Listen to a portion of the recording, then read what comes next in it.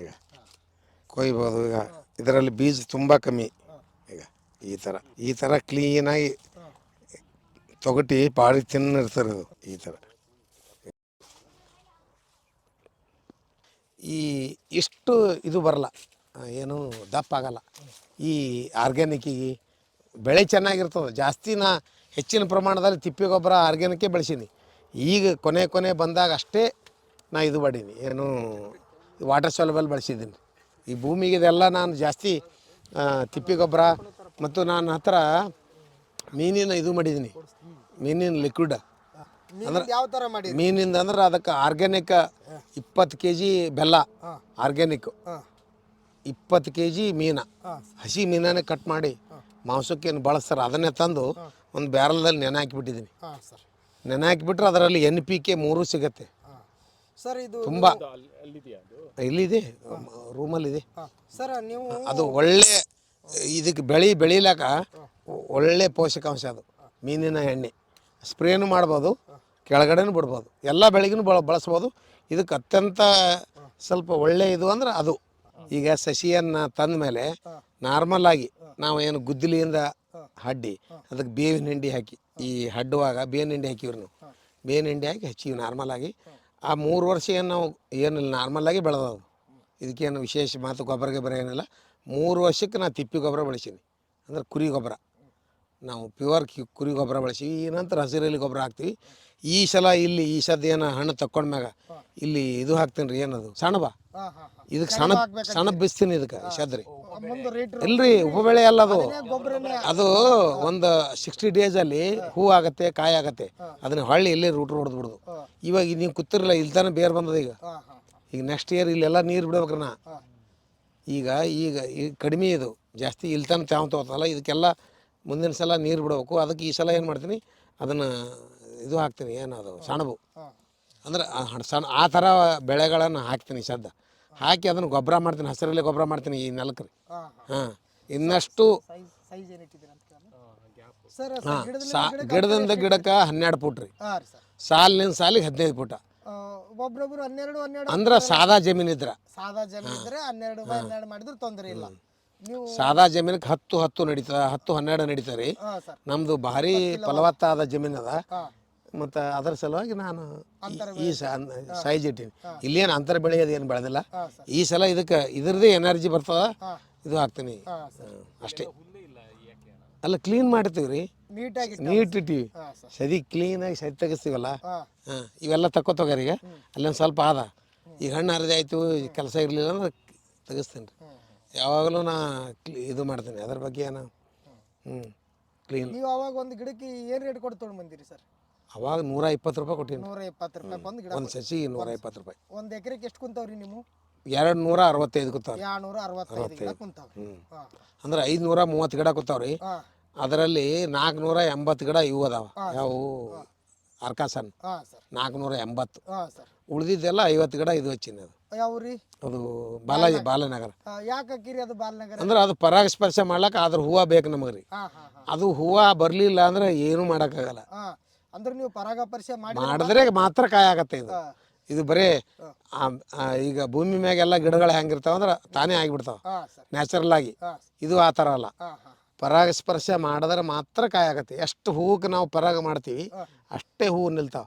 100ಕ್ಕೆ ಈಗ 100 ಹೂವು ಮಾಡಿದ್ರೆ ತಗೋರಿ, 40 ಹೂವು ನಿಂದಿರ್ತಾವ, 60 ಹೂವು ಉದುರ್ತಾವ.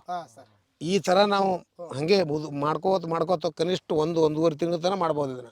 ಸರ್, ಗಿಡದ ಸಂಖ್ಯೆ ಜಾಸ್ತಿ ಇದ್ದಷ್ಟು ಕಡಿಮೆ ಜಾಸ್ತಿನಾ ಏನು ಕಡಿಮೆ ಇದ್ದಷ್ಟು? ಅಂದಾಜು ಸುಮಾರು 60 ಕಾಯಿಗಳು ಇದ್ರೆ ಸಾಕು. 60 ಕಾಯಿ ಅಂದ್ರೆ ಒಂದು ಕಾಯಿ 500 ಗ್ರಾಮ್ ಮುಂದೆ ಆಗ್ತದೆ. ಒಂದು 30 ಕೆಜಿ, 30 ಕೆಜಿ ಕುಂತರ ಒಂದು 100 ರೂಪಾಯಿ ಮಾರಿದ್ರೆ ಒಂದು ಗಿಡಕ್ಕೆ 3000 ಆಗ್ತದೆ. ಒಂದು ಗಿಡಕ್ಕೆ ರೀ. ಹಾಂ, ಈಗ ನಾವು ಮಾಡಿದ್ರೆ 800-900 ಗ್ರಾಮ್ ಆಗಿದೆ ನನ್ನ ಕಾಯಿ. ಇದು ಏನು ಕಾರಣ ಅಂದ್ರೆ ಇದಕ್ಕೆ 20-30 ಅದಾವ್ರಿ ಇದಕ್ಕೆ ಕಾಯಿ. ಹಾಂ, ಕಾಯಿ ಸಂಖ್ಯೆ ಕಡಿಮೆ ಇದ್ರಿಂದ 800-900-950 ಗ್ರಾಮ್. ಹೋದ ಸಲ 23ನೇ ಸಾಲಿನಾಗ 1400 ಗ್ರಾಮ್ ಆಗಿತ್ತು. ಅಂದ್ರೆ 1.5 ಕೆಜಿ ಒಂದು ಕಾಯಿ. ಹಾಂ, 1400 ಗ್ರಾಮ್ ಆಗಿತ್ತು. ಇಷ್ಟು ದಪ್ಪ ಇರ್ತಿತ್ತು. ಅಂದ್ರೆ ಈ ಥರ ಮೇಹನತ್ ಮಾಡಿಲ್ಲ ಅಂದರೂ ಕಾಯಿ ಸಂಖ್ಯೆ ಕಡಿಮೆ ಇದ್ದಿದ್ದು ಗಿಡಗಳು ಹಂಗಾಗಿದ್ದು ರೀ. ಹಾಂ ಹಾಂ ಹಾಂ ಹಾಂ ಕಾಯಿಗಳನ್ನು ನಾವು ಈಗ ಒಂದು ವರ್ಷಕ್ಕೆ ಒಂದು ಗಿಡ 2.5 ಸಾವಿರ ಹೂವು ಬಿಡ್ತದೆ ಇದು ರೀ ಒಂದು ಗಿಡ. ಹಾಂ ಹಾಂ ಅಷ್ಟೆಲ್ಲ ಹೂವು ಮಾಡೋಕ್ಕಾಗಲ್ಲ. ನಾವು ಹೂವು ಮಾಡಿದೆಷ್ಟು ಮಾಡ್ಕೋತ ನಾವು ನೋಡ್ಕೋತ ಹೋತೀವಲ್ಲ ರೀ, ನಮಗೆ ಕಾಯಿ ಸಾಕು ಅಂದಾಗ ಪರಾಗಸ್ಪರ್ಶ ನಿಲ್ಲಿಸ್ಬಿಡ್ತೀವಿ. ಇಷ್ಟೇ ಕಾಯಿ ಆಗಿದ್ದೆಲ್ಲನೂ ಗಿಡ ಎಲ್ಲ ಅದರ ಇಷ್ಟೇ ಆಗಿಬಿಡ್ತದೆ. ಅದು ಉಪಯೋಗಿಲ್ಲ. ಅದು ಮಾರ್ಕೆಟ್ಗೂ ಮೆಚ್ಚಗಾರಿಕೆ ಅನ್ಸಲ್ಲ ರೀ.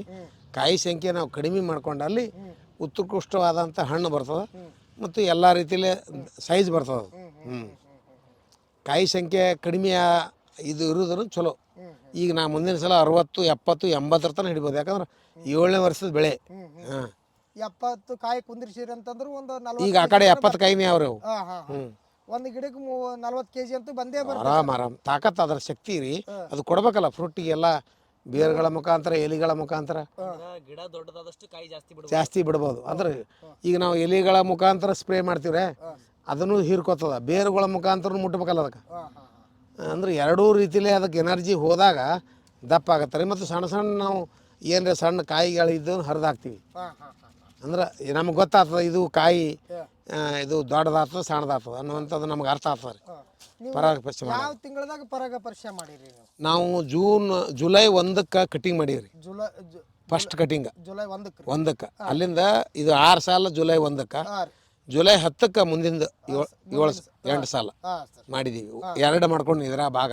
ಅಂದ್ರೆ ಇಡೀ ಪಡ ಒಂದೇ ಸಲ ಮಾಡಿದ್ನಾರ ಹಣ್ಣಾದ್ರೆ ನನಗೆ ಹರಿಲಕ್ಕೆ ತೊಂದರೆ ಆಗ್ತದೆ ರೀ.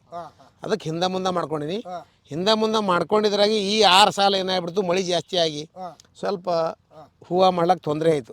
ಅದಕ್ಕೆ ಕಾಯಿಗಳ ಸಂಖ್ಯೆ ಕಡಿಮೆ ಅದ. ಆ ಕಡೆ ಎಲ್ಲ 50, 60, 70, 80 ತನಕ ಅದ ಆ ಕಡೆ. ಇವತ್ತು ಕಾಯಿ ಅಲ್ಲಿ ಹಾಕಿವಲ್ಲ ಹರಿದು. ಈಗ ಬೇರೆ ಬೇರೆ ಬೆಳೆ ಹಾಕ್ತಿರ್ತಾರೆ.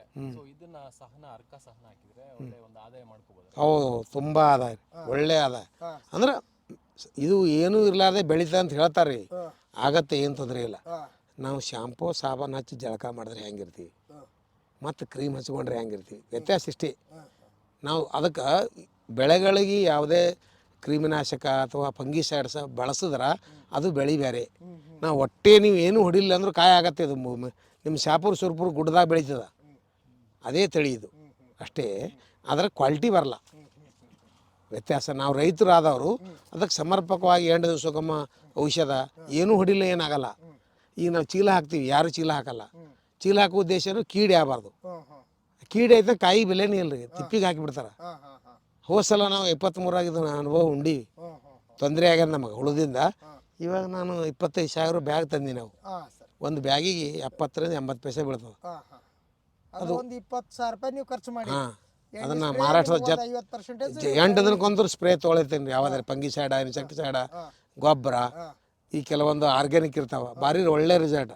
ಹಾಂ, ಈ 3 ಸಾಲಿಗೆ ಔಷಧ ಹೊಡೆದಿಲ್ಲ. ಅದು ಕಬ್ಬಿನ ಮಳ್ಳಿದಿರ್ತದೆ, ಅದು ವರ್ಷ ಟಿಕೋ ಅಂತೇಳಿ. ಈ 3 ಸಾಲಿಗೆ ಹೊಡೆದಿಲ್ಲ. ಈ ಗಿಡನೇ ಬೇರೆ ಅವ, ಆ ಗಿಡನೇ ಬೇರೆ ಅವ. ಗ್ರೀನ್ನೆಸ್ ಅದಾವ 3 ಸಾಲ. ಈ 3 ಸಾಲ ಬಿಟ್ಟು. ಸರ್ ನೀವು ಎಷ್ಟು ಖರ್ಚು ಮಾಡಿರಿ ಸರ್? ನೀವು ಅಂದಾಜು ಈ ವರ್ಷಕ್ಕೆ ನಾ 2 ಲಕ್ಷ ರೂಪಾಯಿ ಖರ್ಚು ಮಾಡೀನಿ. 2 ಲಕ್ಷ ರೂಪಾಯಿ ಖರ್ಚು ಮಾಡಿ. ನಾನು ರೇಟ್ ಎಲ್ಲ ಚೆನ್ನಾದ್ರೆ ಒಂದು 10 ಲಕ್ಷ ತೆಗಿಬೋದು ನೀವು. ಜಾಸ್ತಿನೇ ಆಗ್ಬೋದು. ಇವು ಮಾಲ್ ಎಲ್ಲ ಸರ್ ಏನು ಹೇಳಕತ್ತಿಲ್ಲ ನಿಮಗೆ, ಈ ಕಾಯಿ ದಪ್ಪ ಆಗೋದ್ರ ಮೇಲೆ ಡಿಪೆಂಡ್. ಈಗ 8 ಟನ್ ಆದ್ರೆ 10 ಟನ್ ಆಯ್ತು ಅಂದ್ರೆ 10 ಟನ್ ಅಂತ ಮಿತಿನೇ ಇಲ್ಲ. 16 ಲಕ್ಷ ಆಗ್ತದೆ. 14 ಲಕ್ಷ. ಈ ವರ್ಷ ಮುಂದಿನ ಸಲ ನಾನು ನಿಖರವಾಗಿ ಹೇಳ್ತೀನಿ, ಇಂಥ ಟನ್ ಬೆಳಿಗ್ಗೆ ಎಷ್ಟು ತೆಗಿಬೋದ್ರಿ ಮುಂದಿನ ವರ್ಷ ನಿಮ್ಗೆ ಆದಾಯ? ನಿಮ್ಗೆ ಈ ಗಿಡದ ಲೆಕ್ಕ ನೋಡಿದ್ರೆ ಮುಂದಿನ ಸಲ 16 ಟನ್ ಮೇಲೆ. 16 ಟನ್ ರೀ ಸರ್. 16 ಟನ್ ಅಂತ ಅಂದ್ರೆ ನನಗೆ ಈ ಸಲ ಕಾನ್ಫಿಡೆನ್ಸ್ ಆಯ್ತು. ಮತ್ತೆ ಬೆಳಿಲಕ್ಕ ಬೆಳಿತೀನಿ, ಇದಕ್ಕೆ ಏನು ಹಾಕೋದು ಏನು ಆಗ್ತದ.